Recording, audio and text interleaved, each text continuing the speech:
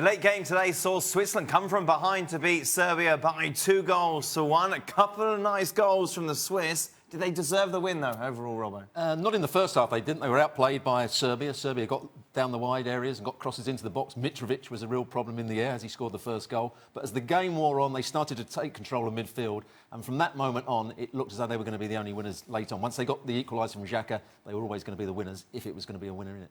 Better team one? It's kind of what Switzerland do, because they've never been, in recent history, the prettiest team to watch. They've always been super organised under this coach. They have got a little bit of flair in the team.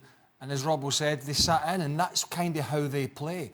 But in some way, they were forced to come out in the second half, which they did. 2 great goals, and I thought, yeah, they were ultimately, over the 90 minutes, the better team. VAR's won a lot of friends, hasn't he? Mm-hmm. A lot of friends in this tournament, but you have to question why the referee didn't go and have a look at the penalty appeal that Serbia had. Yeah, and while VAR has been successful in the balance of this World Cup, why do you have the system in place when Mitrovic is literally being bear-hugged by 2 defenders? Fabian Schär is not even looking at the ball. He's physically two-handed. Yes, and I'm thinking to myself, hold on a second. They call a foul on Mitrovic looking at this, and somehow they're looking at the video somewhere else and they think the same thing.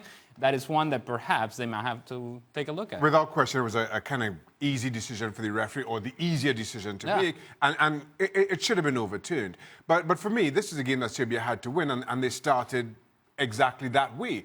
Came out, got the goal they deserved, got themselves in front, and then I thought invited a little bit too much pressure from Switzerland, and then all of a sudden had to play again. Yes, that call was absolutely blown, but once it was, you kind of felt the wind go out the Serbian sails, and Switzerland in the end deserved it. It's a little unexpected also from Switzerland, I must say, because we've talked about Switzerland, who they are and how they're organized, and maybe they catch on the counter and they win the game 1-0. When they go down 1-0, I didn't really think that there were 2 goals out there for Switzerland, and yet it was a great goal by Xhaka, and then the speed of Shaqiri, who will not be at Stoke City next year, clearly. Liverpool. Apparently so.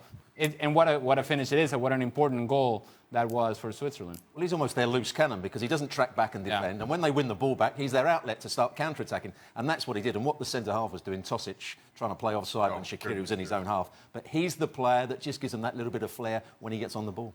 Just a reminder, ESPN FC with you throughout the day. We'll be with you tonight looking back at this game, plus the 2 other matches today, and looking ahead to Mexico against South Korea and Germany-Sweden.